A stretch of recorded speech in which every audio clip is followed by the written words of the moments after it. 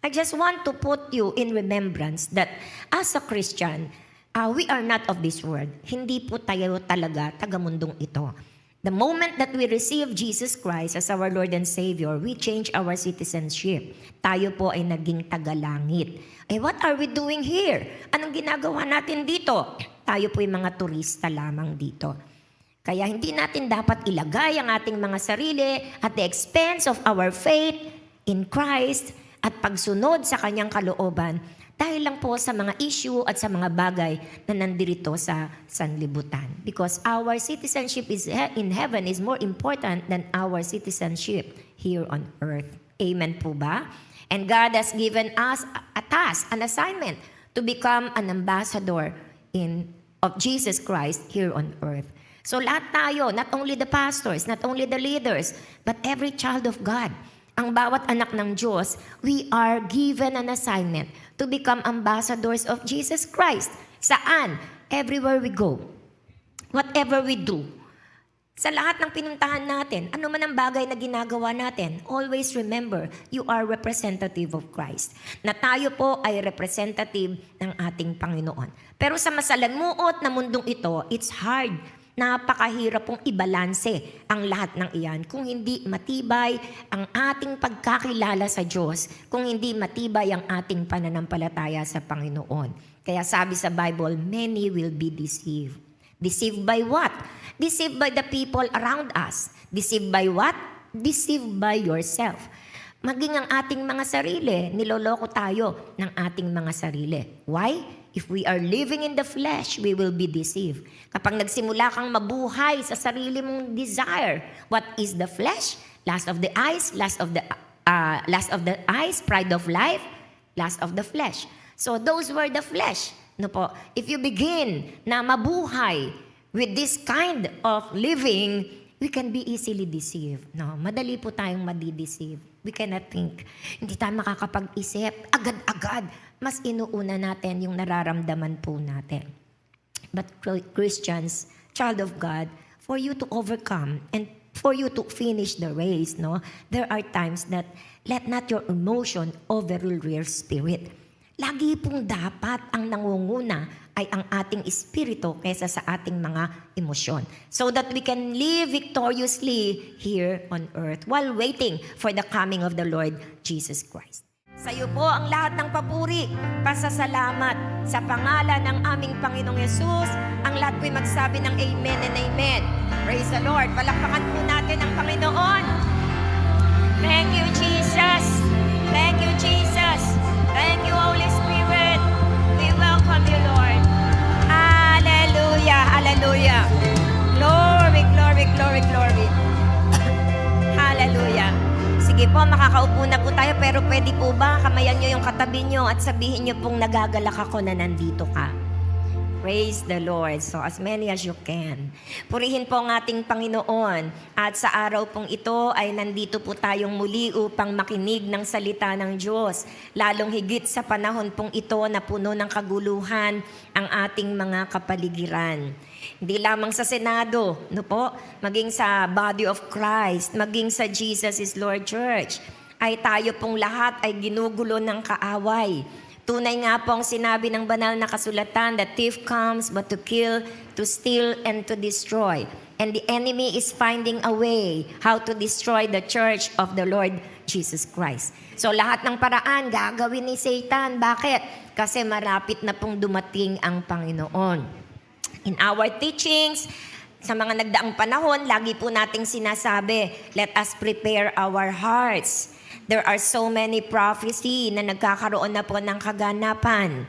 Marami ang manlalamig sa atin, sa ating Panginoon. And ito po ay nangyayari.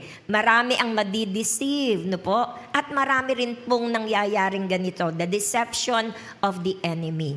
But we, the children of God, ay nananangan po tayo sa katotohanan ng salita ng Diyos at pananampalataya that God is in control of everything. Amen po ba? Kasi kung hindi ito yung panananganan natin, naalis na tayo sa bansang. Mag-walk out na tayo, no po? Pero we trust in the Lord. God knows what is best. What the devil meant for evil, God will meant it for good. Amen po ba?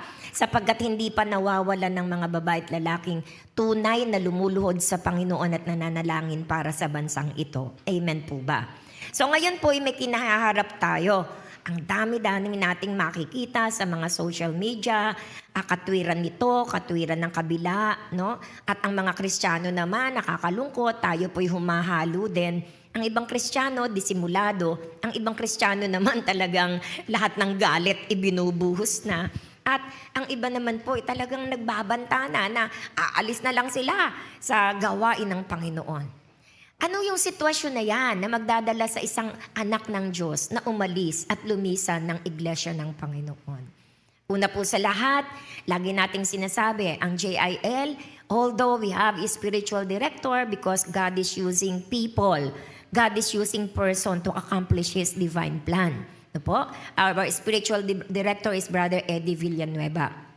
But the mandate of God sa Jesus is Lord Church is not only spiritual, but also country. So, love, God, and nation. So, God and nation po ang mandato sa atin ng Panginoon. Different churches ay meron pong different vision. Different churches ay may different po na pinagagawa ang Panginoon. Pero sa JIL po, dalawa kasi no?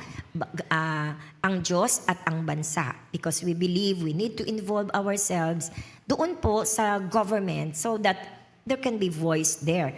Meron talaga pong tinig na maririnig doon po sa gobyerno. So, this is what we believe and prayed for. Na ang mga Kristiyano ay maging asin at liwanag doon po sa gobyerno natin. So, para ma-change ang nation, para mabago ang bansa. So, this is our dream. This is the calling of the Lord sa atin. Now, how can we do that? Paano natin gagawin iyan? So, that depends upon the revelation of the Lord to each and every one of us. The good thing is, sa isang pangitain ng Panginoon, ang pinakamahalaga lamang po ay ito, pagsunod. Sundin natin kung anong ginagawa at pinagagawa ng Lord. Na po? And then, leave everything to God.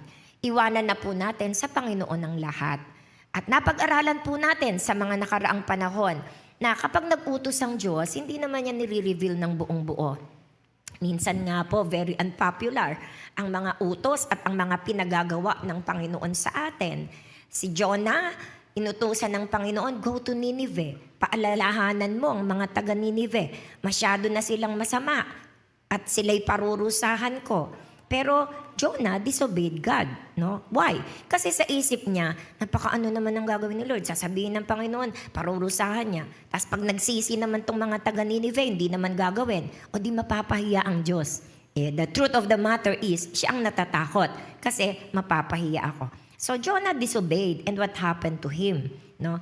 Hindi siya sumunod because that is his decision. Iyon ay decision niya. At God is very good naman dahil hindi tayo ginawang robot ng Panginoon. Binigyan tayo ng Panginoon ng sariling kaisipan, free will, to decide for ourselves. At iyon po ay iginagalang ng Panginoon sa lahat ng kanyang nilikha.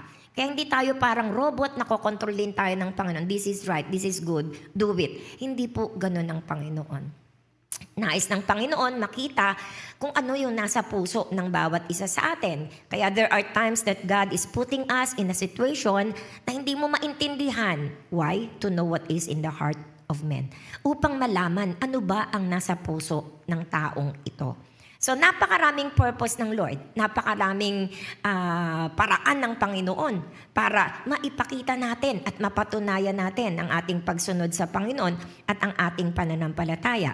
But in the history of the Bible, walang sumunod sa Panginoon, gaano man ka-unpopular ito, gaano man ka-imposible ito, gaano man ka-vague ito, na hindi mo pa alam kung ano mga susunod na mangyayari.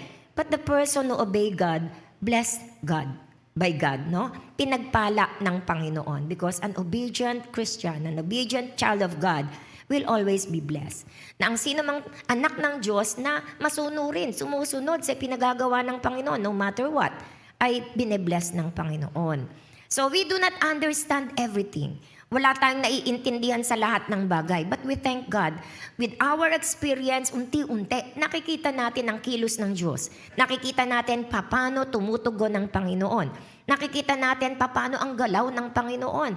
We understand so much because of our experience and our connection with our God. That's why some people do not understand the situation, but Christians, more or less, we understand the situation. That's why we can also trust God. Na nagagawa pa rin nating magtiwala, nagagawa pa rin natin na huwag manlumo, nagagawa pa rin natin na magpatuloy, bagamat tuliro, bagamat nasasaktan, pero nagagawa pa rin nating magpatuloy sa Panginoon. I just want to put you in remembrance that as a Christian, we are not of this world. Hindi po tayo talaga taga-mundong ito. The moment that we receive Jesus Christ as our Lord and Savior, we change our citizenship. Tayo po ay naging taga-langit. What are we doing here? Anong ginagawa natin dito? Tayo po ay mga turista lamang dito. Kaya hindi natin dapat ilagay ang ating mga sarili at the expense of our faith in Christ at pagsunod sa kanyang kalooban dahil lang po sa mga issue at sa mga bagay na nandirito sa sanlibutan. Because our citizenship in heaven is more important than our citizenship here on earth. Amen po ba? And God has given us a task, an assignment to become an ambassador of Jesus Christ here on earth. So lahat tayo, not only the pastors, not only the leaders, but every child of God, ang bawat anak ng Diyos, we are given an assignment to become ambassadors of Jesus Christ. Saan? Everywhere we go. Whatever we do. Sa lahat ng pinuntahan natin, ano man ang bagay na ginagawa natin, always remember, you are representative of Christ. Na tayo po ay representative ng ating Panginoon. Pero sa masalamuot na mundong ito, it's hard. Napakahirap pong ibalanse ang lahat ng iyan kung hindi matibay ang ating pagkakilala sa Diyos, kung hindi matibay ang ating pananampalataya sa Panginoon. Kaya sabi sa Bible, many will be deceived. Deceived by what? Deceived by the people around us. Deceived by what? Deceived by yourself. Maging ang ating mga sarili, niloloko tayo ng ating mga sarili. Why? If we are living in the flesh, we will be deceived. Kapag nagsimula kang mabuhay sa sarili mong desire, what is the flesh? Lust of the eyes, lust of the eyes, pride of life, lust of the flesh. So those were the flesh. No po? If you begin na mabuhay with this kind of living, we can be easily deceived. No, madali po tayong madi-deceive. We cannot think. Hindi tayo makakapag-isip agad-agad. Mas inuuna natin yung nararamdaman po natin. But Christians, child of God, for you to overcome and for you to finish the race, no, there are times that let not your emotion overrule your spirit. Lagi pong dapat ang nangunguna ay ang ating espiritu kaysa sa ating mga emosyon. So that we can live victoriously here on earth while waiting for the coming of the Lord Jesus Christ. So now we have an issue. Meron po tayong issue sa Senado. Meron po tayong issue sa church. Meron po tayong issue sa body of Christ. Meron po tayong issue sa Pilipinas. And kasama po dito ang ating minamahal na Senator Joel Villanueva, na ngayon ay nararanasan niya ang napakabigat na pagsubok ng buhay. Na po? And the worst thing is, syempre, alam niyo po, sino dito mga tatay at saka mga magulang? Pakitaas po ang kamay. If you will accept it, no po? Yung bagay na ibabato sa atin, yung gagawin sa ating mga magulang, kaya natin yon. Pero yung ibabato sa anak mo, kung siya'y nasusugatan, ang anak mo, doble ang sugat ng magulang. Naniniwala po ba kayo doon? Ako po, in my service, dito po sa JIL, how many years? Since 1980, naglilingkod na po ako sa Panginoon. Marami na pong sumusugat sa akin. Marami na pong nagbabato ng mga kung ano-anong bagay sa akin. And I thank God. Because of the mercy of the Lord, I am not consumed. No? I am not consumed. I stand in the Word of God and God prove. No? And God prove it. No, yung mga nang babato na yan, sila po ang nawawala sa JIL. Mga binabato nila kung ano sa akin, hindi po nakikita in the end. Kaya lagi ko pong sinasabi, let time tell. Hayaan natin na ang panahon ang mag-reveal kung totoo ba ang mga sinasabi mo sa akin. And God reveal it. At sila pong nambabato, sila po yung lahat ng nawala sa JIL. But, pag anak na ang tinira, and that comes in my life, no po? Si Pastora Abby, masyadong tinira po siya. Dumating sa isang pagkakataon na talagang tinira po yung anak ko, si Abby. Iba yung hindi ko kaya. Doon ko naranasan in my service with the Lord for how many years? 1980, compute nyo po. From 1980 up to now. Ilang taon ba yun? 46. In my 46 years ng service sa Lord, hindi smooth. Hindi po biro ang magpastor. Hindi smooth, bako-bako. Minsan masaya, minsan malungkot. Minsan masagana, minsan mahirap. Everything in 46 years. I thank God na kaya ko. Pero nung dumating yung time na ang tinira na anak ko, hindi ko po kaya. Hindi ko po nakaya yon. No, sobrang sakit, dobleng sakit binigay sa akin. I live my life serving the Lord in this ministry. Pero alam niyo po ba, nung tinira nila yung anak ko, nung may tinira sa anak ko, sa isip ko, iiwanan ko ng lahat. Iiwanan ko ng lahat. And I will go to my child. Kasi naisip ko, every time, every effort, every strength, I give to the ministry. I give in serving the Lord. And now, ang anak ko, pagtutulungan, magdurusa. Sinong magtatanggol? Wala ng tatay. Nanay na lang ang natitira. Iiwanan ko ba anak ko? It hurts me so much. Sobrang sakit po yung naranasan ko. Na halos sinabi kong, I will give up. Total, nagawa ko na yung maraming bagay. Para sa Diyos, para sa ministeryo. Sabi ko, give up na ako.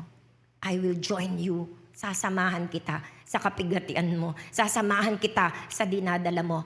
Sasama ako sa iyo para damayan kita. Sa isip ko, hindi ko nakikita ang aking sarili. Because ang aking buhay po binigay ko sa Lord eh. Sabi ko, hanggang may hininga. Hanggang may kakayahan. Nung nagka-goiter po ako, sabi ko sa Lord, Lord, lumalaki yung leeg ko. Ang payat-payat ko na. Nagpipreach ako. May goiter ako. Ang pangit naman. Baka hindi ako paniwalaan. Sabi ko, kung mawala man yan, at boses, may natitira pa akong kamay.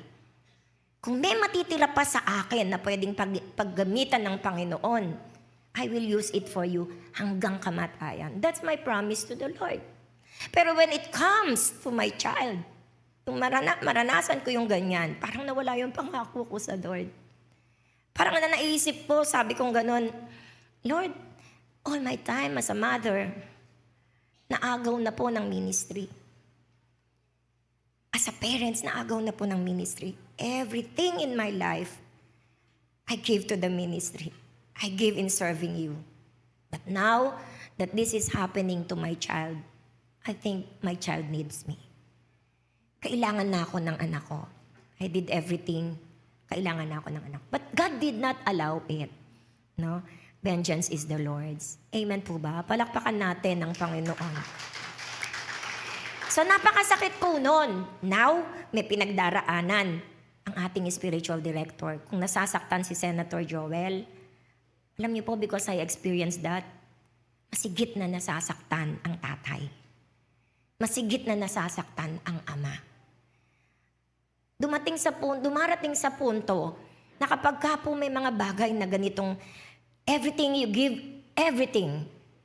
And then dumating ka sa punto na ganito, sometimes pumapasok sa isip mo katulad ng pastor na nung nabubuhay siya, may kalakasan pa siya, he did everything for the Lord and many saved.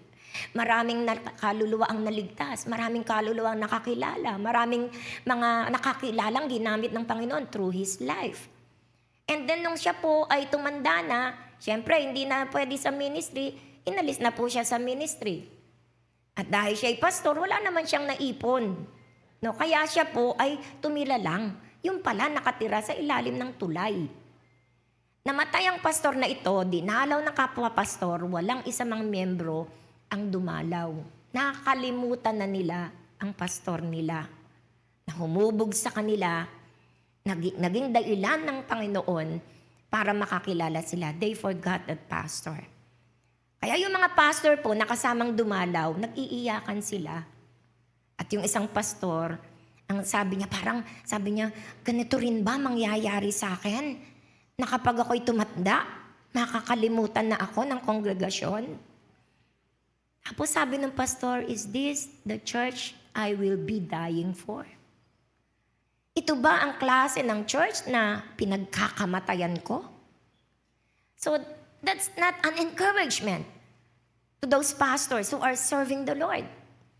Is this the church am I dying for? Sa ganitong sitwasyon, baka po, si Senator Joel, nakita natin yung lahat ng ginawa niya, and I am a witness of that.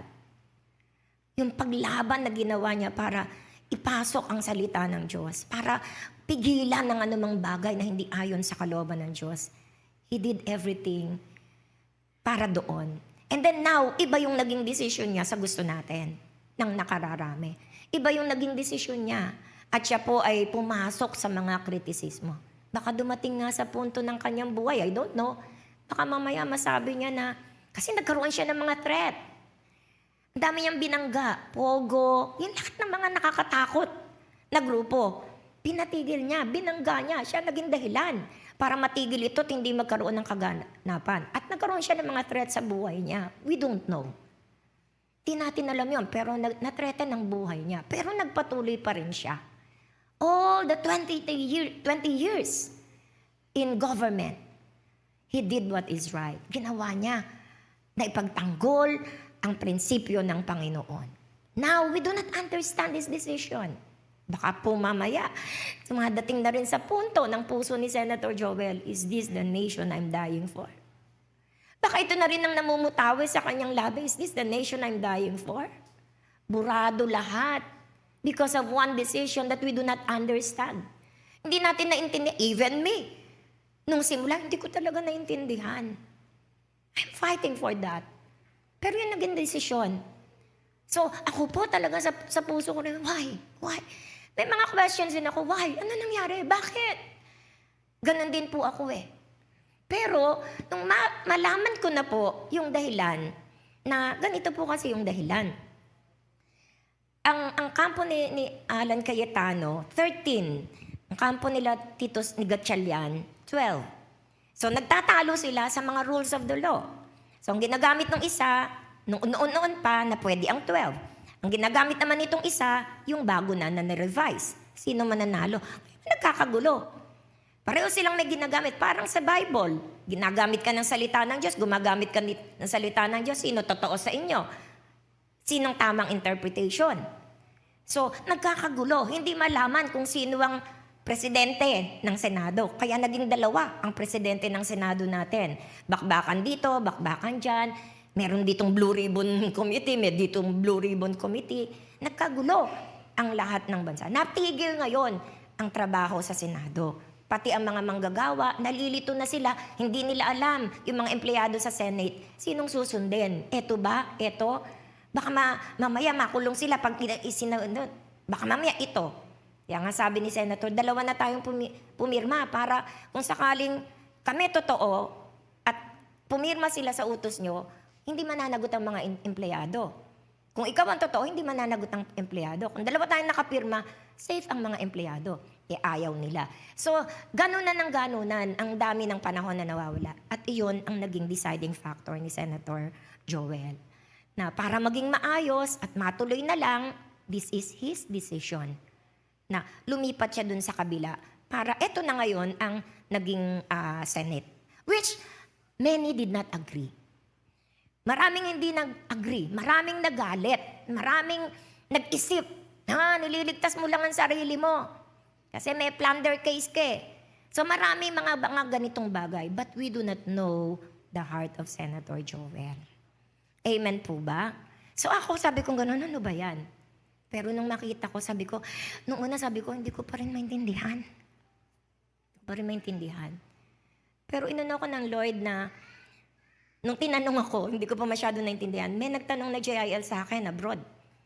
Pastora, pwede ba paliwanag mo sa akin?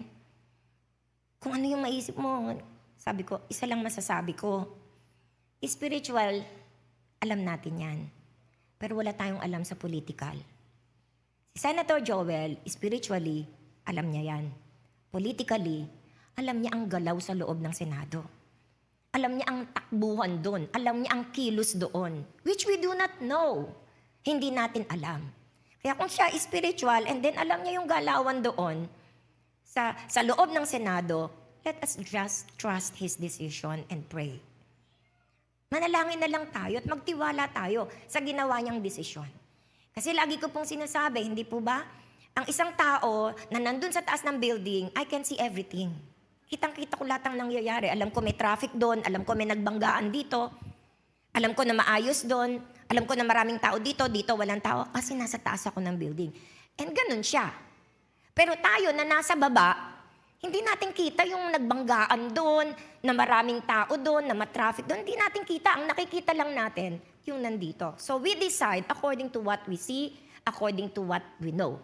Nakalimit ang decision natin sa anumang nakikita natin at anumang nalalaman natin. So it depends upon what we know, what we see, what we hear, ang decisions and emotions na meron tayo. Na ngayon, tayo yung mga Kristiyano. We are Christians. We are ambassadors of Christ here on earth. It depends upon how we respond to protect our church, how we respond to protect our faith. Ang tanong ko po, will this situation make you leave the church? Sa sitwasyon po bang ganito, ito ba ang magiging dahilan para iwanan mo ang iglesia? Ito ba ang magiging dahilan para lumipat ka sa isang lugar? Sa ibang church? Ito po ba yung magiging dahilan? Which other churches, sorry po, no? Sinasamantala ang pagkakataong ito. May nababasa ko, lumipat ka na lang po sa amin. This is not God's move. Hindi ganito ang kilos ng Diyos na from one aquarium kukuha ka ng mga tao dahil masama ang loob, dahil nalilito. Hindi ito ang kilos ng Diyos. This is not from God. No po, na aaya-aya natin, dito na lang kayo. Hindi po, I'm sorry. Pero hindi po ito ang kilos ng Diyos. We are here, different churches, sharing the gospel of the Lord Jesus Christ, not for your church. Sharing the gospel of the Lord Jesus Christ for Him. Kaya kung sharing the gospel of the Lord Jesus Christ for God, ba't mo kinukuha yung mga nakuha na? Is that from God? Wisdom dictates. It's not from God. It's a selfish move. Ito'y selfish move. Hindi to God move, selfish move. Dahil kung God move ito, you will go where the people are, the lost. Doon ka pupunta sa nawawala. Hindi ka pumupunta sa mga nakuha na, sa mga nandun na sa mga churches. Hindi ka pupunta. This is not God's move. This is a selfish move. Sinasamantala po ngayon ng ibang mga, ewan ko kung anong mga churches ito. Mga kapatid, is this the thing that will bring you para umalis sa isang church? Question. Isipin nyo, bakit kayo umaattend sa church na yon? Ano ba tinuturo sa church na yon? Nagbe-benefit ba ako sa tinuturo sa church na yon? Kung nagbe-benefit tayo, why leave because of one decision? Bakit tayo aalis? Dahil sa isang desisyon. So ito po yung gusto nating talakayin ngayon. When righteous people see things differently. Sino itong mga righteous people? Tayong mga anak ng Diyos. We see differently. May mga grupo na iba ang tingin sa senaryo. Iba-iba ang tingin natin sa senaryong ito. So saan tayo magkakasundo? Anong dapat nating gawin? Anong sinasabi ng salita ng Diyos? Kung iba-iba tayo ng tingin, maghiwa-hiwalay na tayo? Iyon po ba yung sinasabi ng Diyos? Romans 14 verse 19. Let us therefore make every effort to do what leads to peace and to mutual edification. There is effort that we need to exert. If this thing is happening around us, there is effort that we need to exert, upang magkaroon ng kapayapaan. Hindi gatungan, no? Andiyan ka pa ba sa JIL? Kayo nakaalis. Sino nagsasalita? Sino nagsasabi? If they are unbelievers, not yet believers of Jesus Christ, it's okay, we can understand. But if you are a Christian doing this, I cannot understand. Hindi ko maiintindihan. Dahil dapat ang sinasabi mo, effort, give effort that will lead to peace and mutual edification. Kaya dapat po talaga nasa motibo ng puso, hindi sa mabubulaklak na salita. Ano po yung core truth? Not every disagreement is a battle between good and evil. Sometimes sincere people who desire what is right see a situation differently. So iba kasi ang tingin ng isang Kristiyanong iyon. In those moments, the church must choose love, wisdom, and unity. Sa panahong ganyan na may magkakaibang paningin, dapat tayo po sa JIL ang piliin natin pagmamahal, katalinuhan na nagmumula sa Diyos, at pagkakaisa. Ito ang dapat nating piliin. Sabi po, the nation is divided. Yes, no po? Even Christians are divided. Yes. Kahit mga Kristiyano, dadagdag ko pa nga po, even families are divided. Minsan, pamilya na ang nagkaiwahiwalay dahil lamang sa political issues na ito. We are not of this world. We are citizens of heaven. So, ang sabi po, some believe a certain decision was wise and necessary. Yan ang pinag-aawayan eh. Dapat hindi ka umalis. Okay lang na umalis ka. Yan ang pinag-aawayan. Hiwa-hiwalay ang paniniwala ng bawat isa. Others believe it was a mistake. Mali yung ginawa mo. Some are defending, some are criticizing, and some are confused. Kaya makikita natin sa social media, kanya-kanya, iba-iba ang ginagawa. Nakakatakot nga po, minsan talagang below the belt na ang criticism na ginagawa. But meron po akong gustong ipamanhik sa atin, mga anak ng Diyos. Pagkapatid natin sa pananampalataya at pinagtutulungan, huwag tayong sumali sa pakikipagtulungan para igupo ang isang mananampalataya.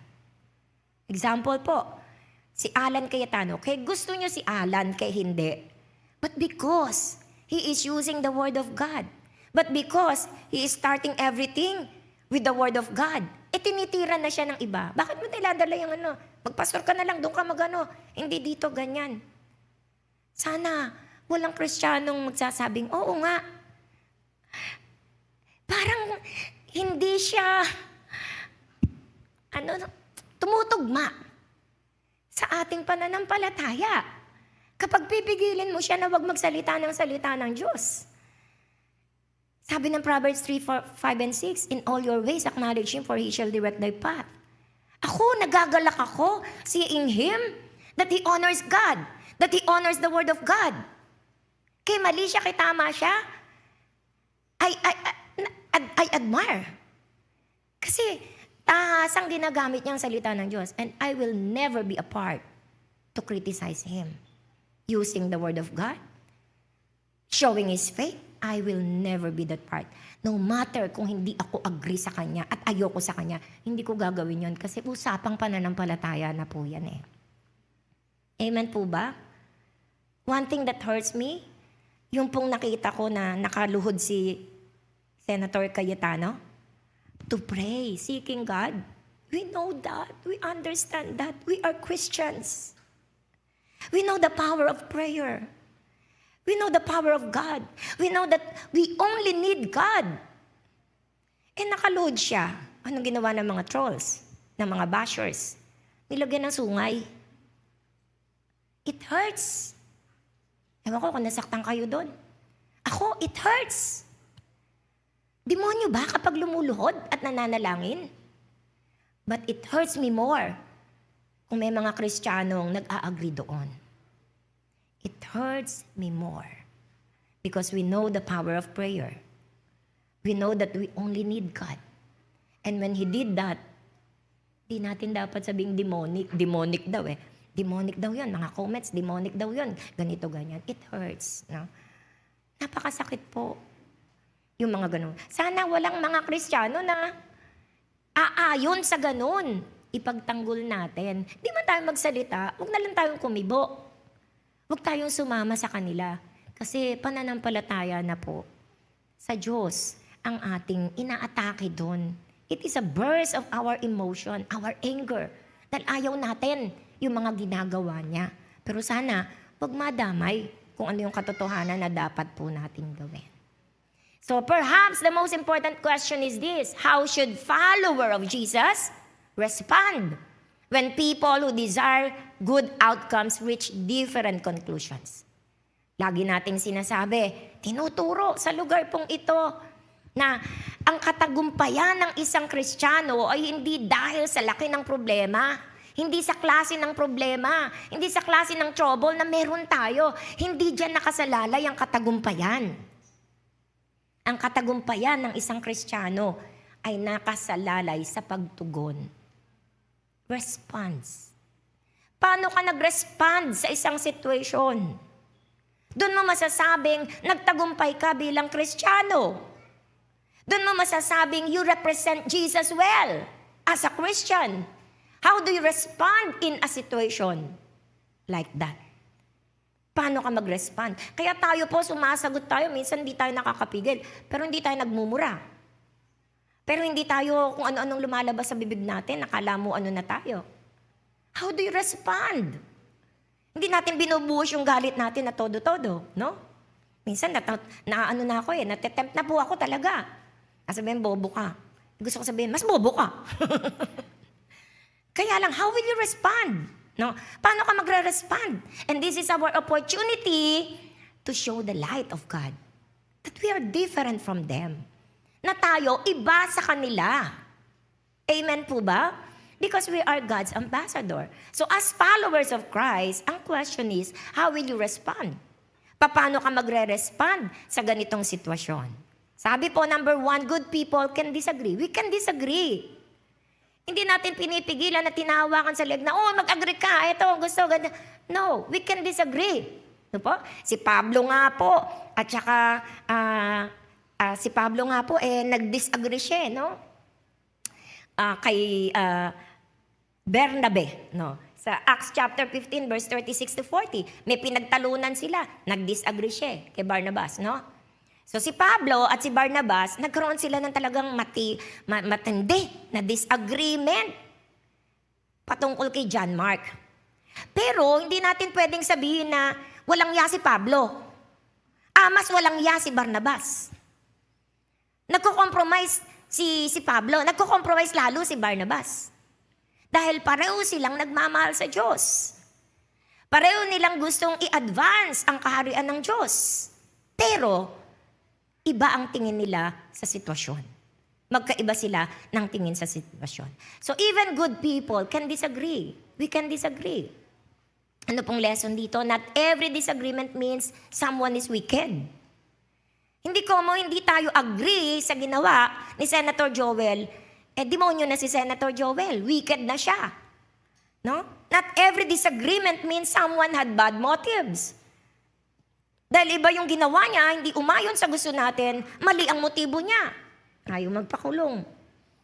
Ligtas ka na sa kulungan. So, hindi tayo pwedeng ganun dahil lang hindi natin nakita yung gusto nating makita. Sabi po, sometimes different perspective arise because people prioritize different concern. So, nagkakaiba ng pananaw kasi magkaiba sila ngayon ng concern. Kaya hindi natin pwedeng i-judge. Hindi natin pwedeng mag-label sa kanila. Ano po? Sa perspective, dito sa case na to, anong perspective ni Senator Joel? Sabi niya, work, work, work. Kasi natigil na. So yun yung perspective niya. Anong perspective naman ng iba? Ayun na nga, nare-reveal na nga Pinanalo mo pa. Di matitigil na naman. Ang perspective nila nandun sa flood control.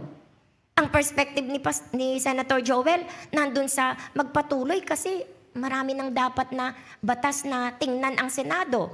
Sa perspective niya, walang kumikilos. Hanggang kailan to? nagtatagal. Yun ang perspective niya eh. Yun ang tingin niya eh. Kaya nagdesisyon siya ng ganon. Maganda ba yun? Sa kanya okay yun. Sa iba hindi. Sa iba agree, sa iba hindi. Ano po? Pero yun kasi ang tingin niya. Ang gusto niya ay matuloy-tuloy ang trabaho. Ang gusto naman ng iba, abay diretso yan, yung flood control na yan. Hindi, sina, itong side na to, ang talagang makapagre-reveal nito. So sometimes, different perspective arise. No po? So one person emphasize accountability, another emphasize stability. So, other emphasize reform, pagbabago, pero this time, ang iba, ang emphasis niya sa order. Magkaroon muna ng kaayusan.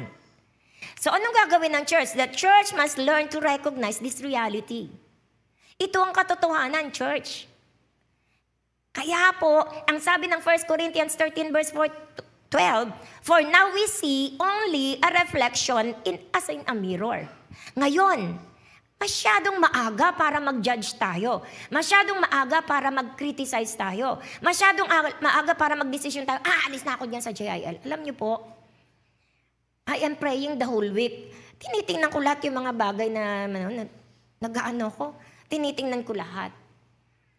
Kaya nga sabi ko, Lord, bahala ka na po. This is not our church. Kung may makikinig sa ganunong bagay, bahala ka na po. Alam nyo, sa labanan, dapat nakahanda ang kalooban para hindi nakakabigla, hindi nakakapanlumo. Ako po, kagabi pa, nananalangin, ang kalooban ko nakahanda. Nakahanda ako na kung may aalis sa JIL, because of this, I can do nothing. I have to prepare myself. Kung may aalis sa JIL ng ganito, dahil sa pangyayaring ito, naiiyak ako kasi, Lord, ang dami kong tinuturo. Maging matibay, maging matatag, maging maingat, huwag ma-deceive. And yet, if this is their choice, I can do nothing. Kaya sabi ko sa Lord, Lord, bahala ka na po. First service, pagdating ko, di ko nga alam, sabi ko, nako, dito ko malalaman kung ano nangyayari. This is the truth. Kukunti, pag kumunti ang tao, patay. Ang daming napektuhan nun. Pag kumunti ang tao. Pagpunta ko dito, nakita ko ang silya, gaganyan lang, oh. Sa isip ko, handa na ba talaga sila, yung mga worker natin na ganyan na lang ang a-attend? Pagtingin ko ngayon, ganyan na lang ang silya. Pasok ako dun sa kwarto. Lord, bahala ka na po. Pero nung magsimula ang first service, ang dami na rin po. Praise the Lord. Palakpakan natin ang Panginoon. Sabi ko, thank you, Lord. May effect yung mga pinag-aaralan namin. Matitibay sila sa kanilang pananampalataya. Amen po ba? Praise the Lord. And now the second service. Sabi ko, ayan na naman. Second service naman, Lord. Second service naman, Lord. Bahala ka na po. Matira, matibay. No? Matira, matibay. And look at that. Nandyan kayong lahat. Palakpakan po natin ang Panginoon. Praise the Lord. We need to be strong in our faith. We need to know kung alin ang bibigyan natin ng priority in our life here. Is it spiritual, our relationship with the Lord, or sa mga pangyayari na nangyayari sa ating kapaligiran? No, I pray that you always choose the spiritual side. Amen po ba? Because we are a spiritual being. Tayo po'y spiritual being. Kaya sabi, hindi pa natin nakikita ngayon, sobrang aga. No? Sobrang aga pa. Hindi pa natin nakikita. Sabi po, no citizen sees everything. Gaano ka man katilino, hindi mo naman nakita lahat eh. No po? No commentator sees everything. No politician sees everything. No pastor sees everything. Only God sees the complete picture. So if you know your God, kung kilala mo ang Diyos mo, which pinag-aralan natin noong mga nakaraang panahon, God is a just God, God is a sovereign God, God is a God of love, God is a merciful God. Kung pinag-aralan natin yan, no? Kaya ako po tinuro yan, to balance everything about God. So that you can know your God, so that when the situations in your life is not in favor with you, and you know God, hindi ka magtatampo sa Diyos. Kasi makikita mo, this is the nature of God na nagmamanifest sa akin ngayon. So hindi ka babagsak, hindi ka matitisod, hindi ka aalis, hindi ka manlulumo. Because you know your God. Balikan niyo po lahat yung teaching na yan sa YouTube. Hindi tayo nagbibigay ng teaching nang walang purpose. And all the purpose is to strengthen you. Kaya nga po, ito yung topic ko ngayon eh. Di ba? Nagsiseries ako. Sabi ko, Lord, inano ko yung mga series. Hindi yan ang conviction ko. Hindi yan. Dapat kaliwanagan with the issue. Because I do not know kung anong damdamin nyo. Hindi ko alam damdamin nyo. Sa akin, sa isip ko, di bahala sila kung gano'n. Kaya lang, we need to protect the flocks of God. Amen po ba? Dapat maingatan. Then after this teaching, I leave everything to God. No? Kung hindi pa rin tayo naliliwanagan, and nadala na tayo ng mga bagay sa mga sinasabit, naririnig natin, then go on. I cannot do anything. Wala na po akong magagawa. But the good thing is, ito po prinsipyo ko no? I just don't want to become negligent. Ayokong maging negligent sa anumang bagay na pinagagawa ng Diyos. And when I did it, and you choose, it's up to you. Amen po ba? Kasi sa isip ko po'y ganito. Yung dapat kong gawin para babalaan ka, para turuan ka, ginawa ko na. But because you have free will, it is your choice. At wala na ako dyan. Kaya kung ano man ang maging desisyon nyo, wala na ako dyan. Hindi ko na yan pananagutan sa Diyos. Kasi yung pananagutan ko, isinerve ko na. Kaya po ako, may peace ako sa puso ko kapag gano'n. Kaya naging topic natin is about this, no po? Kaya only God sees the complete picture. Hindi pa tapos ang picture na nakikita natin. No? Yung mga nag-aalala na, paano yun? Doon sa Blue Ribbon Committee, hindi naman nila binubuksan lahat, hindi inuusi sa lahat. Paano yun? Di ganito, ganyan. Hindi pa tapos ang picture. God is in control. Amen po ba? All we have to do is pray. Hindi natin nakikita yung lahat ng yan, pero nakikita yan ng Panginoon because our knowledge is limited. Humility should accompany our conviction. Limitado po ang kaalaman natin. Limitado. Number 2, we see in part. Ang nakikita natin, bahagi lang no? Bahagi lang nakikita natin. Alam niyo po bang posible na napaka-strong ng conviction natin, pero mananatili tayong mapagpakumbaba na pwede nating pag nakita na natin yung kabuuan, we can admit na masasabi natin hindi ko pa talaga alam ang lahat ng bagay. Amen po ba? Number 3, seek truth, not tribes. Ang hanapin mo, katotohanan, hindi tribo. Wala tayong kinakampihan ang hinahanap natin, katotohanan. Proverbs chapter 18 verse 17. The first to present his case seems right, till another comes forward and questions him. Minsan, may mga pagkakataon na kapag pinresent, parang tama siya. Pero may biglang dumating na isang bagay, na isang idea, na isang kaisipan. Tama na sana to pero may biglang dumating na pag-isip mo. So, nagtatanong ka na ngayon, pwede ba yung ganito? Sabi po sa culture natin ngayon, people often choose teams before examining facts. That is the thing that we need to pray for. No? Tribo-tribo Parang sarado na isip Pag dito ako sa partido na to, dito na ako sa partido na to. Pag dito na ako sa partido na to, dito na ako sa partido na to. So anything na sasabihin against dito sa partido na to, ala na, sarado na isip, hindi na nabubuksan. Ganon din. Pare-pareho kasi ang tingin na nila, partiduhan. But Christians, hindi tayo partiduhan. Ang hinahanap natin, katotohanan, hindi partido.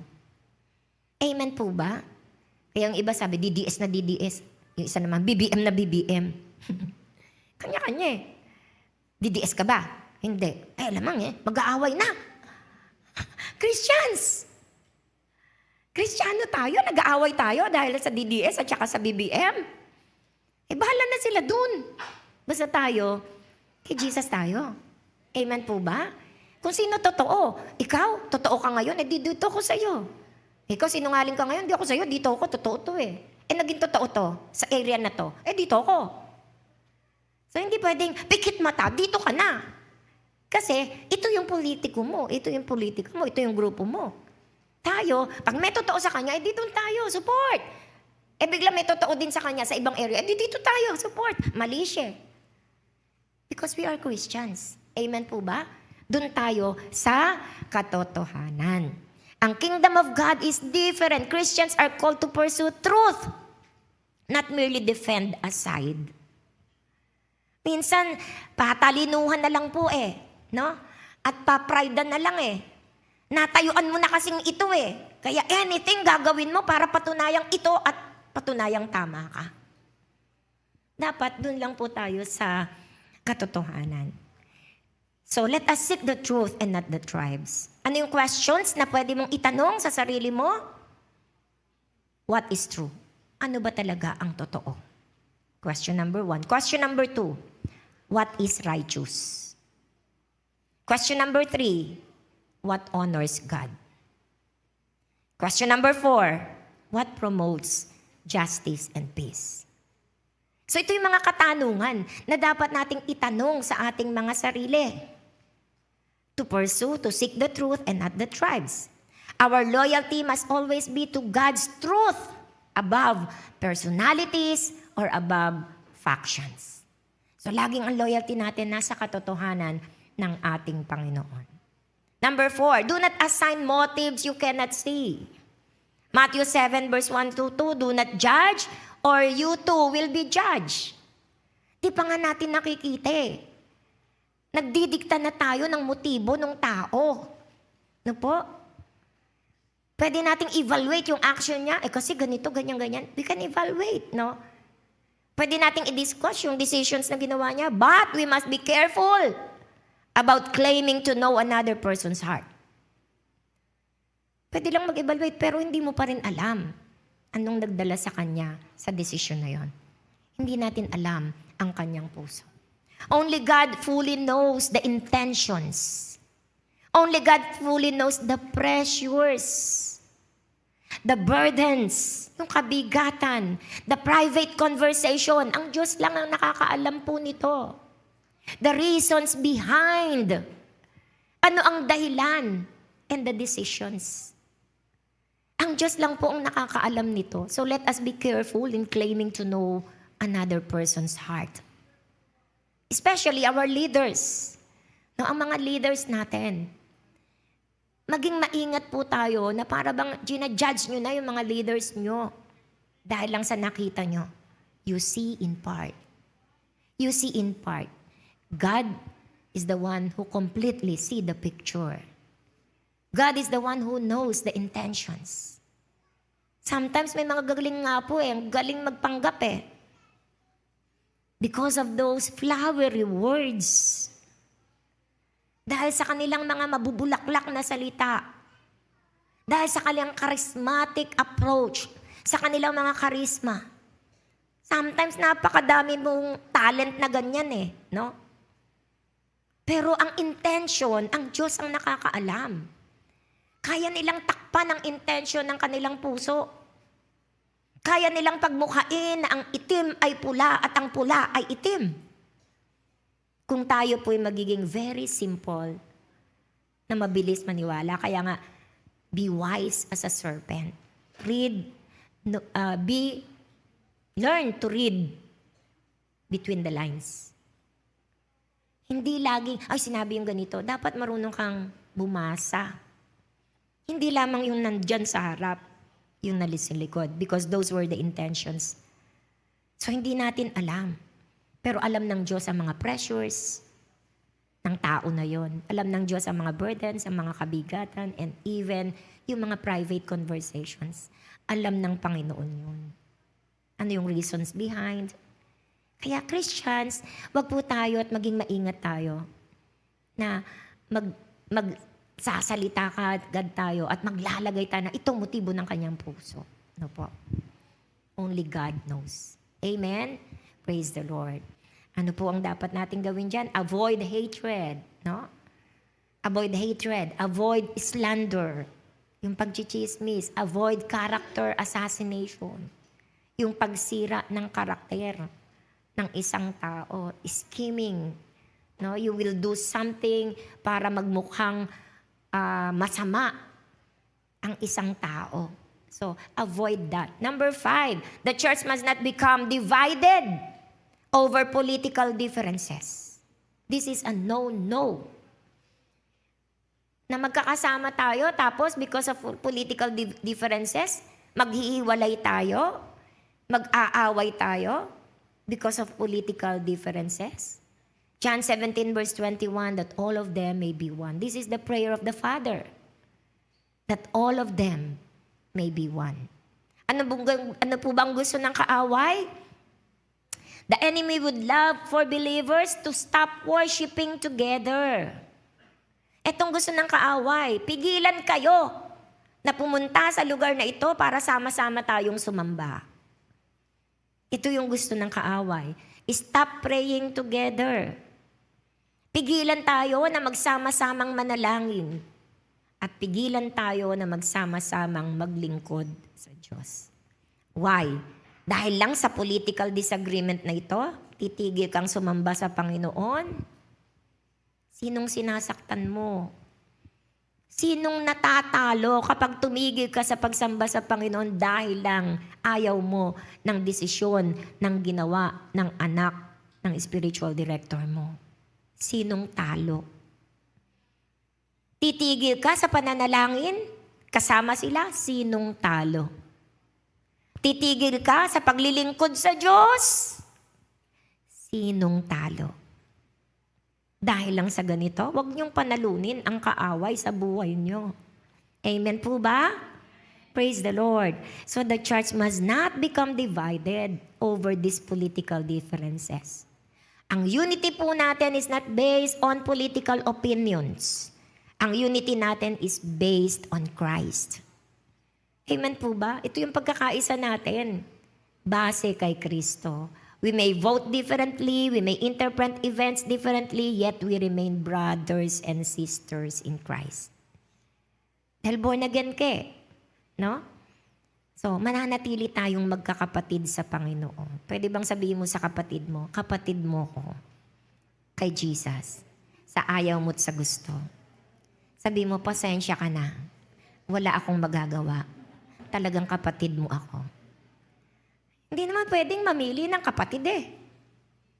Even in physical, di po ba? Sa physical, pag nanganak ng isa, sumunod ang isa, anong tawag dun sa dalawa? Magkapatid. So hindi pwedeng mamili eh sa physical at hindi rin pwedeng mamili sa spiritual. No, lahat ng maboborn again dito, magaganda lang, tall, dark, and handsome. Pag may dumating na, ay sorry, pangit ka eh. Hindi ka para dito. Doon ka sa ibang church. Hindi tayo pwedeng mamili ng kapatid eh. O kaya naman, may biglang papasok dito. Naku, grabe, dati ka magnanakaw. Ay, hindi ka pwede dito. Baka nakawan mo yung mga ka-churchmates namin. Hindi ka pwedeng mamili ng kapatid eh. Lahat ng tumanggap kay Jesus bilang Panginoon na tagapagligtas ng kanilang buhay, kahit makulit yan, kapatid mo pa rin sila. Amen po ba? So yan ang mananatili, no? Kapatid natin. So number 6, ano po? Number 6, ano po yun? Accountability and grace must walk together. Micah chapter 6 verse 8, act justly, love mercy, and walk humbly with your God. Just, mercy, humble. So sabi nga, ito'y nais ng Panginoon. The Bible never teaches blind loyalty. Yung sinasabi, oh, yung leader nyo, sunod-sunuran kayo. That's not true. Ang tawag dyan, sinagot ko na po yan noon, that's not idolatry. That is respect. When God has given you authority over you, the right attitude of a Christian is to submit and respect. This is what God wants to us as followers. Pag nag-apply kayo ng trabaho, at yung boss nyo, may ginawang ano sa kumpanya niya, hindi mo na siya re-respetuhin. Sasabihin ng boss mo, oh, ano yun nga to? Ayoko nga. Ganyan ka eh. Hindi ako susunod sa'yo. Hindi umalis ka. When God placed someone in authority over you, God honors authority. Sabihin mo nga sa katabi mo, God honors authority. So, number 1 we do is to respect. Dapat nandun yung paggalang sa kanila. Amen po ba? Respect. And because we are doing the mandate of God, the next thing is we should obey and submit. Obey and submit and respect. Kung hindi natin gagawin ito, we are not building one kingdom. You are building your own kingdom inside the kingdom. No, mas magaling ka? Ikaw ba tinawag? This is honoring, not idolatry. We respect. Out of respect. And when usapan is about expanding the gospel of the Lord Jesus Christ, they are doing it. We are free to expand the gospel of the Lord Jesus Christ. So this is not idolatry. We do not idolize Brother Eddie. We do not idolize Senator Joel or the family. Di natin sila ina-idolize. We submit and we honor them and we respect them because they are the ones called by God. Eh sino ba tayo? Sa Bible, isa tinatawag ng Diyos. Laging one man. Laging isang tao lang sa Biblia. Pero, binibigyan ng Diyos ng makakatulong because walang isang tao ang pwedeng gumawa ng lahat ng ipinagagawa ng Diyos. They need help. Sabihin nga po natin, help. But they are not the one called. Ang tinawag, yung isang tao. Ano po? Pero, may dinadala ang Diyos na tutulong para magawa ng isang tao na ang ipinagagawa ng Diyos sa kanya. So yung ginawa at binigay ng Diyos na tutulong, they are help. That should be clear to us. We are help because God called that one man. So tayo, naka-align sa Kanya. Kasi tulong tayo eh. If this is not ano tawag dito? The foundation why we are serving the Lord, hindi tayo makakakilos ng malaya at masaya. Kasi gusto mo, lagi, masusunod ka. Eh sometimes, the leader move, even nga siya, hindi niya alam eh. Sumusunod lang siya. So we are help. We are support. In JIL Church, the one called is Brother Eddie. Hindi niya kaya, merong ibinigay ang Diyos na mga taong susuporta sa kanya. Ba't kumakaliwa? Ba't nadi-divide? Kasi yung ibinigay ng Diyos na susuporta sa kanya, that happens many times in JIL, lumalaki ulo. Wala ka naman dito, Brother Eddie. Lumago ito ng ganito, dumami ito ng ganito. Wala ka naman dito eh. Kami naghirap dito eh. Kami ang naghirap dito eh. Eh, hindi mo ako sinunod. Sinaktan mo ako. Eh, hiwalay na kami. That happens because we don't know kung saan tayo tinawag ng Panginoon. That's not idolatry. Hindi po idolatry yun. That is respect. That is obedience, submission. Hindi tayo ang gumagawa. Tumutulong lamang po tayo. Amen po ba? And whatever you give it to the Lord. Kung na binigay mo yan sa Panginoon. Hindi pwedeng topo-topo. Ano ba yan? Topo-topo, walang bawian. Nagbigay ka dahil mainit ka. And then nung nasaktan ka, pinagalitan ka, kinokorek ka, nasaktan ka, aalis ka, binawi mo lahat binigay mo. Kanina mo binawi? Sa JIL? Sa Diyos. Mali yung foundation. And many are deceived. Maraming na-deceive. Alam niyo po nang pinagagawa yung church sa Patag, sobrang dami ko pong nailabas na finances dyan. Sobrang dami ko pong nailabas na finances, effort, everything. Just to fulfill. Eh kasi ang utos ng Lord, build me a grandiose church. Grandiose, hindi simple. Ako po'y kuripot. Kung ano mapapaubra, kasi mana ako sa tatay ko eh. Gumagawa ng apartment yun, walang bakal, puro kawayan. Sa mahalaga, may matiran, may mapaupahan. Kuripot ako eh.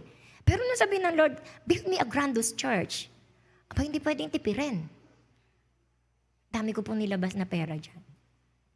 That time, hindi pa po full-time si Brother Manny. We prayed for business. Yung business niya, 6 digit. Ang kinikita po na niya. And everything goes there. Maging ipon ng mga anak ko goes there. Pero sabi ng kapatid ko, Kay, ano ba ginagawa mo? Bakit tinutodo mo? Eh mamaya, bigla ka nawala sa JIL. Paano yung nilagay mo lahat doon? Eh di kanila yun. Hindi ko naman ginawa yan for the JIL eh. Ginawa ko yan para sa Lord. Eh di kanila. Di maiwan sa kanila. Why? Because I know in my heart, I did everything. Not for the church, not for Brother Eddie. I did everything for God. Kaya kanila yun. Maiwan yun. If we do not know kung saan tayo tinawag ng Diyos, anong role natin, hindi tayo makakatapos ng matagumpay. Madidelay ang kilos ng Diyos sa ating buhay. Kaya we should know, no? Dapat maintindihan po natin ang mga pundasyon na yan. Na hindi tayo blind follower.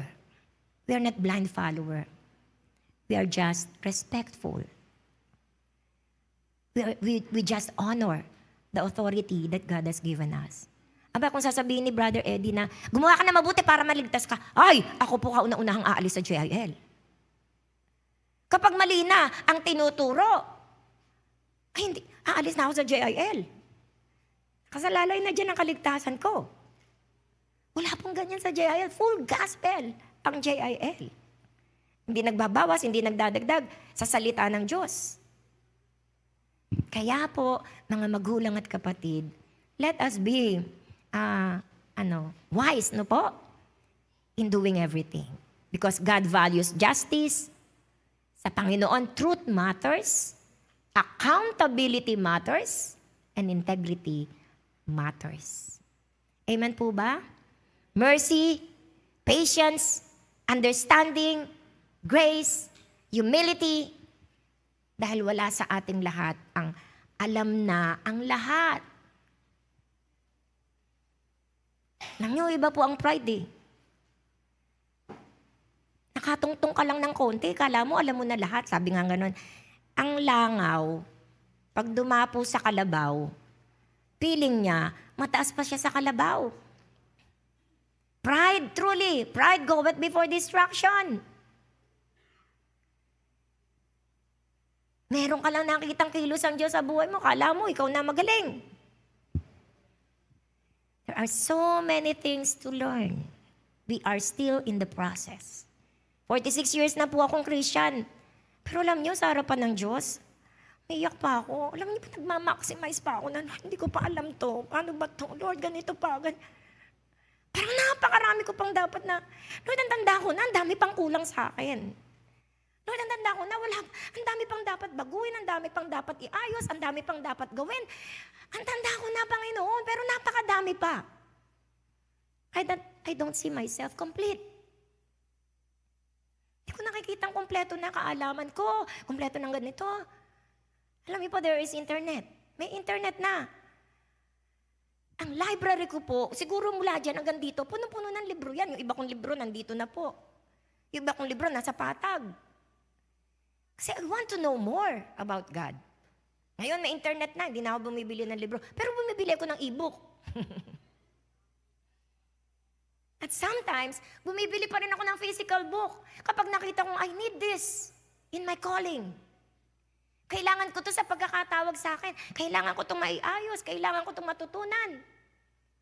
Kasi dapat pang nagturo ka, meron ka rin alam sa ganito, ganito, ganyan. So I see myself na, I need to learn more. Pero yung iba nakaano lang ng konti, kala mo alam na lahat. Number 7, God is still working even through imperfect people. No one is perfect. It is only by the grace and mercy of God that God is using us. Yan po is a foundation that we need to embed in our hearts so that we will never be proud. Para ang pride hindi mag-creep up sa atin, no po? Dapat embedded yan sa puso natin. Nakatanim yan sa puso natin, no po? That we are imperfect. No one is perfect. Walang isa mang perpekto. Lahat imperfect. Even the man of God sa scripture. Yung mga leaders ng Panginoon na ginamit, imperfect. Meron silang mga flaws. Meron silang naging pagkakamali.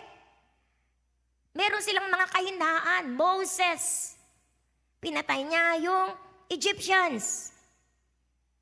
Si David, anong ginawa ni David? Nagbilang siya, nagsenso siya na ikinagalit ng Diyos. Because he began to trust in men, not in God. Si Pedro, dininay niya si Jesus Christ. Imperfect leaders. Si Jonah, hindi sumunod sa Panginoon.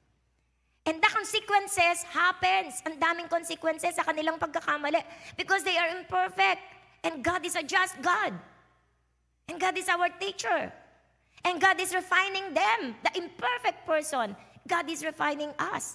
We are imperfect. God is refining us. And when we obey and submit ourselves to the Lord, marirefine tayo ng Lord to prepare for a greater exploit. No one is perfect. Wala pong perpektong tao. Amen po ba? Diyan ako yan ang unang first lesson ko in my Christian life. Because I thought, kapag ikaw ay na-born again, you are perfect. Mabait ka. Hindi ka magagalit. May halo ka. Pagpasensya ka. Yan ang aking ideal. Kapag ikaw ay born again. Lalo na kapag ikaw ay leader. Kapag ikaw ay pastor. Kapag ikaw ay worker. Grabe! Ang taas-taas ng paningin ko na ibinagsak ng Diyos. Nasyak ako. Dahil nasa ministry na, ay, bakit ganito? Iyak ako na iyak sa Lord. Bakit ganito ka lang? Kung mababait ka lang, ganito. And that is the lesson. My first lesson. Sabi ng Lord, no one is perfect. Don't build your faith in people. Huwag mong i-build ang pananampalataya mo sa sino mang tao. I-build mo ang pananampalataya mo sa akin. That's my first lesson. Kaya I always look at people, hindi perfect. They are imperfect. They have weaknesses. And when you know that people have weaknesses, hindi ka madaling mag-judge. You can understand. Maintindihan mo, ganito, ganyan. Kaya ako po, matagal akong magalit sa mga tao, lalo na sa ministry, no? Na may ginagawang kalokohan. Sa 46 years in my ministry, ilan lang po na DA ko? Siguro 3 lang. Hindi ako mahilig mag-DA. Ilan lang po na DA ko. Kahit anong gawin nila, hindi ako nag-DA. Ito lang lately kasi mga extension coordinator, DA po yan. Ganun ba? Not because of me. Kasi lagi ako nagbibigay ng reason. Minsan napapagalitan na nga ako eh. Kasi sobrang bait mo eh. Hindi, I just give reason. So, hindi ako why? Because I know no one is perfect. God's purpose were never dependent upon the flaws of people. Ang layunin ng Diyos hindi nakadepende sa isang taong flawless. Kahit ikaw ay puno ng flow. If you are submissive to God, no po? God's purpose will be done. Our confidence is not in human perfection. Our confidence is in God's sovereignty. When you do not understand what is happening, ako ganyan po ako. Pag hindi ko na naintindihan kung ano nangyayari, bakit ganito, bakit ganyan, ganyan. Ang daming sa isip ko. Lord, ganito, ganyan. But I pour out my heart to God. When I come to God, I am so honest with Him. Pag galit ako, sinasabi ko, Lord, galit na po ako, Lord. I am open to God. Doon ko binubuhos. Lord, galit na po ako. Punong-puno na po ako. Sagad na po ang pasensya ko. Lord! Pinapour out ko sa Lord. And then, pag hindi ko na naintindihan, I just leave it to God. You are sovereign, Lord. So, nakakalmante na. Alam niyo, hindi naman masamang magbuhos ng nasa sa loobin. Sabi nga ng Lord, come to me. Give reasons. Sa Lord. Ano po? Sa Lord. So ano po yung practical application natin, mga magulang at kapatid? If you support the decision, ano po, pray for those who are hurt or disappointed. Sa ating kalagayan, kung kayo suportado, you agree with the decision of Senator Joel, syempre merong hindi agree. So what are you going to do as Christian? Pray for those who are hurt and disappointed. Huwag natin silang labanan. Ipanalangin natin sila. Do not mock them. Listen to their concerns. Makinig tayo. Ano ba yung concerns nila? Kung ikaw naman disagree sa decision, ano po? Anong dapat mong gawin as a Christian? Speak respectfully. Dapat mahinahon ka. May paggalang pa rin ang pagsasalita mo. Christians, no? Sa mga hindi Christians, it's understandable. Ganun talaga silang magsalita eh.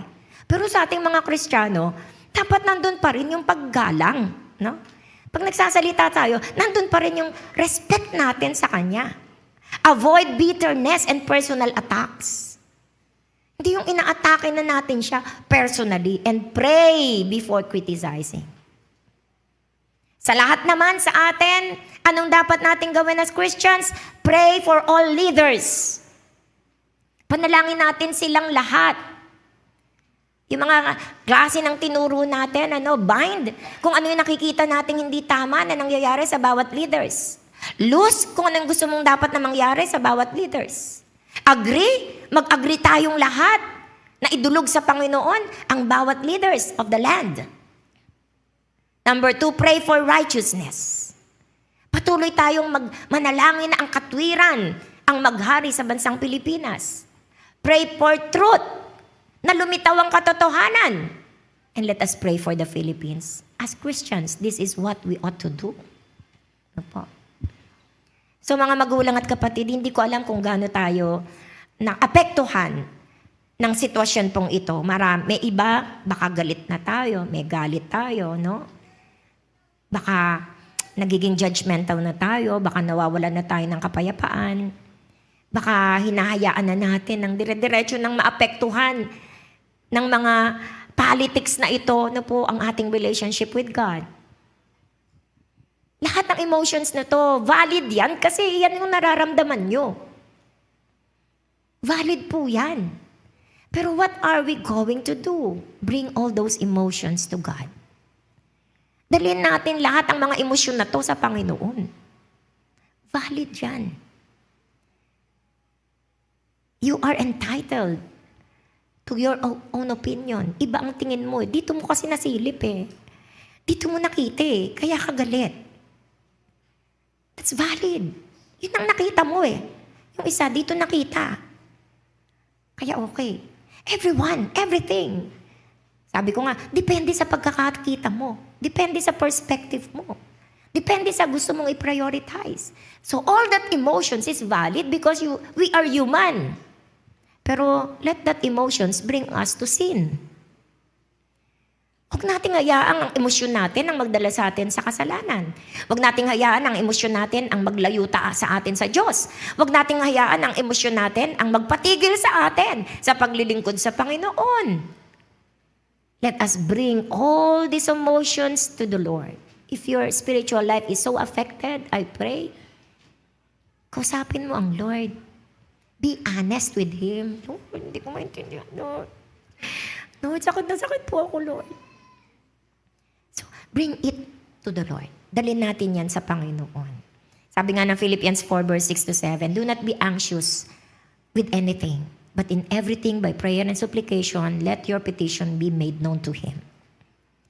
So, huwag tayong mabahala sa mga ganyan. In conclusion po, people may disagree, opinions may differ, debates may continue, but the mission of the church remains unchanged.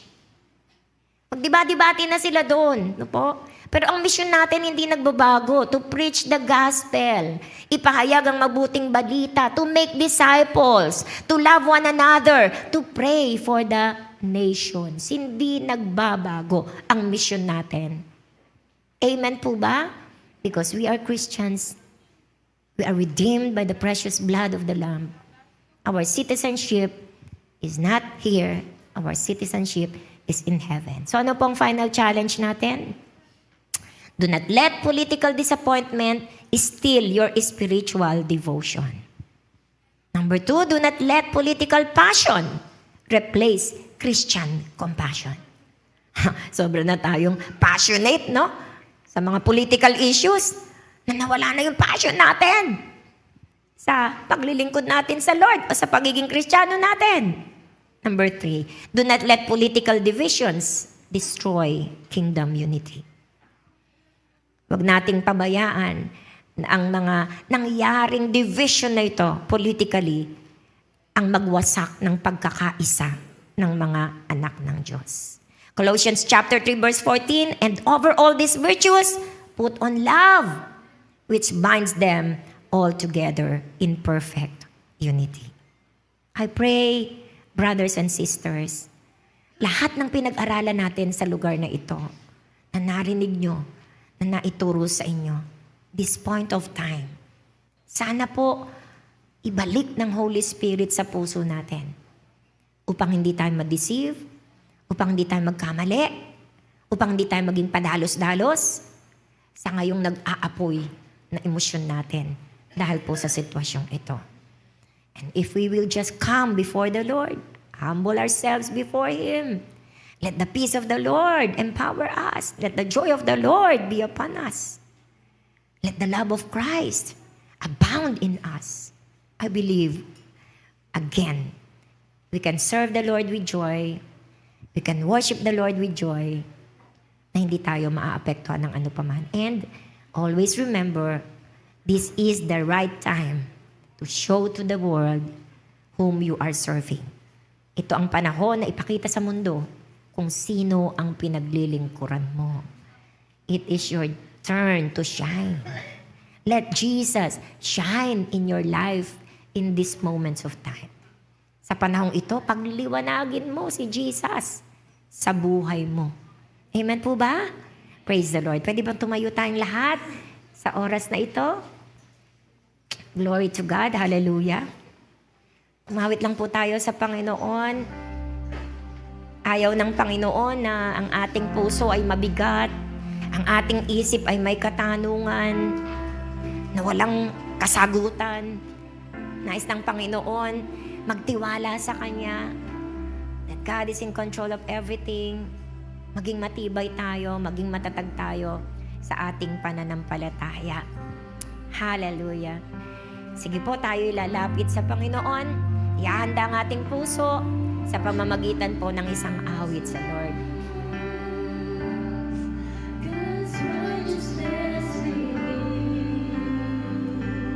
Hallelujah.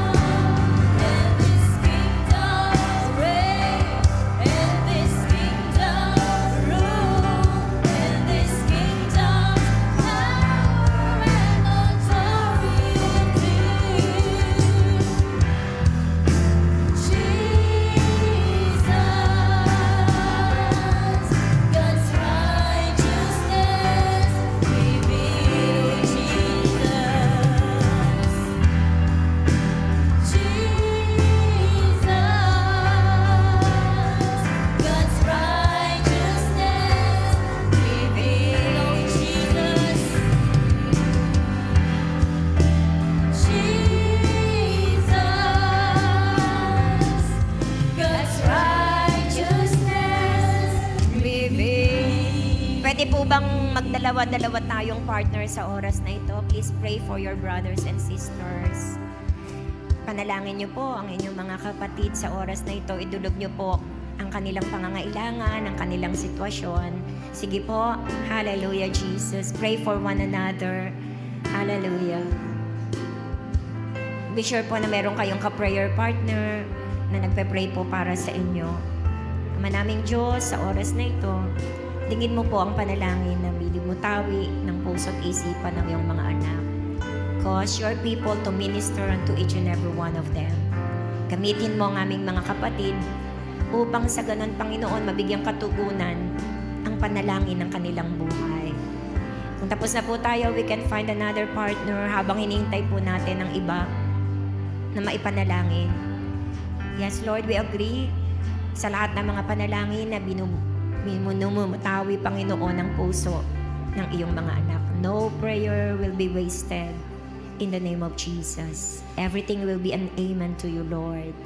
In Jesus' mighty name, in Jesus' mighty name. Hallelujah, Jesus. Hallelujah, Lord. Thank you, Father. Thank you, Jesus. Hallelujah. Ama naming Diyos, maraming pong salamat sa dakilang araw na ito. Hindi kami naging tagapakinig lamang ng iyong salita. Narinig namin ang iyong tinig. Nagpapakumbaba kami sa iyong harapan, humihingi ng tawad. Kung sa pangyayaring ito, Panginoon, na hindi namin naipakita ang pagiging Kristiyano namin, nadala po kami ng aming emosyon. Nadala po kami ng aming mga galit. Nag-iba ang aming pananaw sa buhay, maging ang aming pananaw spiritually. Forgive us, O God. This is a test for us. Ito, Panginoon, ay pagsubok mo sa amin. Inaarok mo kung gaano na kami katibay, katatag sa aming pananampalataya. Inaarok mo, Panginoon, ang aming pagsunod sa iyo. Lord, we pray, magtagumpay kaming lahat. Hindi kami matitinag. Hindi kami mayayanig ng anumang problema at pagsubok ng buhay. Mananatili kami sa iyo sapagkat sa iyo kami sumusunod. Sa iyo kami naglilingkod, Panginoon. Heal the hearts of your people in the name of Jesus. Pagalingin mo ang nasugatang mga puso. Pagalingin mo, Panginoon, ang aming mga kaisipan, ang aming mga salita na nabigay. Patawarin mo kami. Lord, forgive us, O God. Kung nakapagsalita kami ng hindi tama, nakapag-isip kami ng hindi tama, kung nakapag-judge kami ng hindi tama, forgive us, O Lord. Tulungan mo kami na sa panahong ito, maging tama kami sa iyo. Maging tama kami sa iyong harapan. Lord God, in the name of Jesus, let there be healing upon this nation. Yaan niyo po na magkaroon ng kagalingan ng bansang Pilipinas. By your mercy, by your grace, in Jesus' name, heal our nation, O Father. Let the fear of the Lord envelop its senators, congressmen, and all the people of the land, our president in Jesus' name, all the cabinet members in Jesus' name. Let the fear of the Lord overrule them in the name of Jesus. In the name of Jesus, let righteousness, justice, and truth rule the Senate of the Philippines. Let justice, truth, and righteousness rule the Congress of the Philippines. Rule Malacanang. Rule every offices in the government. In the name of Jesus. In the name of Jesus. Lord, huwag mong ialis ang iyong mga kamay sa ginagawa mo sa aming mga bansa.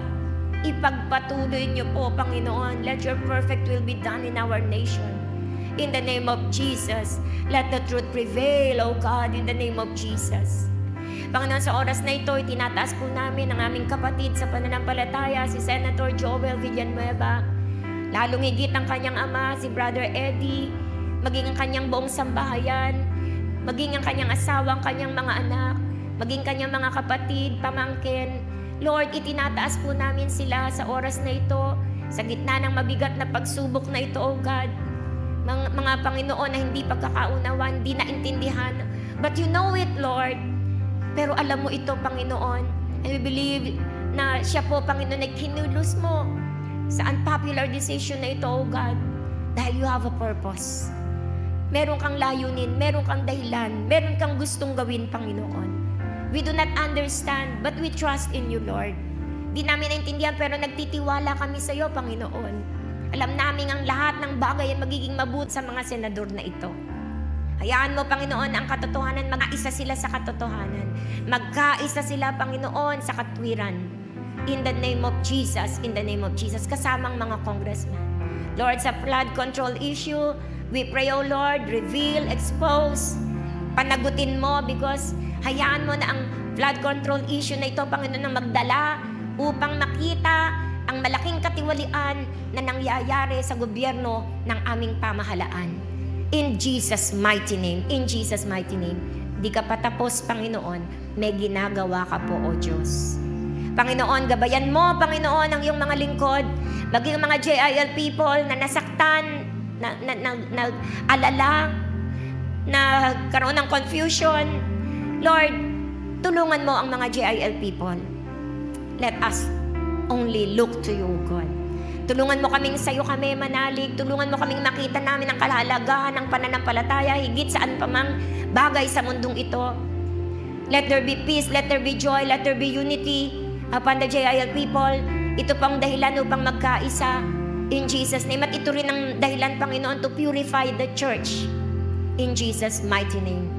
Ikaw po ang pinagkakatiwalaan namin ito. Nilalagak namin sa'yo ang iyong salita. I believe in my heart, you are purifying the church of God in Jesus' name. Let your perfect will be done, O God, in the name of Jesus. Ingatan mo ang aming mga kapatid, Panginoon, sa pananampalataya. At hayaan mo, Panginoon, na ang tinig mo ang marinig nila. Hindi ang tinig ng kanilang sarili, hindi ang tinig ng kapaligiran, ang tinig mo po ang marinig nila. And give them wisdom, Lord, to respond. Bigyan mo sila ng katalinuhan, paano sila magre-respond sa ganitong klaseng sitwasyon. Lord, bikisin mo po ang bawat isa sa amin ng pagmamahalan, ng tiwala sa isa't isa, ng respeto sa isa't isa, ng kagalakan, ng pagkakaisa. Ano man po ang pangangailangan ng iyong mga anak sa oras na ito, dumating kami sa lugar na ito, may bit na pangangailangan, may bit na kabigatan. Before we come here, you know it, Lord. Every day in our lives, you know it, Father. Nababatid mo ito, nalalaman mo ito, Panginoon. And today, we bring all of them to you, Lord. Dinudulog namin sa iyo ang lahat ng aming needs, physical, mental, spiritual, financial, relational, every needs, Lord. Idinudulog po namin sa iyong harapan. Samahan mo kami. Katagpuin mo kami. Abutin mo po kami. Tugunin mo po kami. I-bless niyo po kami. Pagalingin niyo po kami. Pagpalain niyo po kami. Higit sa lahat, patibayin mo po kami sa aming pananalig at pananampalataya sa iyo. Lord, ang buong linggong ito, itinatalaga ko po sa iyong mga kamay. Walang anumang mangyayari sa aming buhay. Walang anumang mangyayari sa aming pamilya. Walang anumang mangyayari sa aming mga sources of income. Sa aming mga gagawin sa buong linggong ito na hindi mo kalooban. Let the protection of the Lord, pwede po bang itaas natin ang ating mga kamay? Let the protection of the Lord be upon your people, be upon their families, this week, in Jesus' name. At nawa, O Diyos, ang aming mga buhay ay magamit mo upang marami pang tao ang makakilala sa iyo. Gawin mo sa amin ang anumang bagay na magpapaligaya sa iyo. We entrust everything into you, Lord, hands, O Lord. And we carefully give back to you all the glory, honor, and praise in Jesus' name. Amen and amen. Praise the Lord. Nakakaupo na po ang bawat isa sa atin. At nais lamang po nating i-welcome muna ang ating mga first-timer bago po natin ipag-pray ang ating mga fathers. Ilan po ba mga tatay dito? Pakitaas nga po ang kamay ng mga tatay. Ayan. So, happy Father's Day po sa lahat ng ating mga tatay. This is your day. Ito na ang chance nyo na humiling sa inyong mga asawa ng lahat ng bagay na hihilingin nyo para kayong genie. At iyan po ay tutuparing lahat ng inyong mga asawa at ng iyong mga anak. Kaya itong Father's Day, ang ating pinakahihintay-hintay. Mga tatay, samantalahin nyo ang araw na ito. Now, we want to welcome our first-timer, si Brother Emmanuel Policarpio. Nasaan po si Brother Emmanuel Policarpio? Palakpakan po natin ang Panginoon sa kanyang buhay. Welcome po kayo sa Jesus is Lord Church. Full Gospel Christian Ministry, non-sectarian. So ito po, wala po tayong tinataas na anumang reliyon, wala po tayong tinataas na sinumang tao. Lahat po, welcome. Because we believe only Jesus Christ can save us. No po? We are full gospel. Kung ano lang po nasa salita ng Diyos, yun lang po yung ating itinuturo. Kaya po, you are very much welcome dito po sa JIL Church Santa Maria. Tay, sana hindi lamang ito ang tatay na po ba kayo? Hindi pa, sorry. Daddy ba kayo? Daddy. Sorry. Baka malapit na maging daddy. May girlfriend na ba? Ay, wala pa rin. So advanced prophecy. So, sana po, hindi ito yung una't huli niyong pagpunta dito. Sana po, magpatuloy po tayong magsalo-salo sa salita ng Diyos upang lumago pa po tayo sa ating pananalig, pananampalataya sa ating Panginoon. Praise the Lord po. Pwede bang ituon natin ang ating mga kamay sa ating kapatid? Ama naming Diyos, marami pong salamat sa kanyang buhay. Ano man po ang kanyang kahilingan. Please, Lord, ipagkaloob mo po ito sa kanya. The deepest longing of his heart.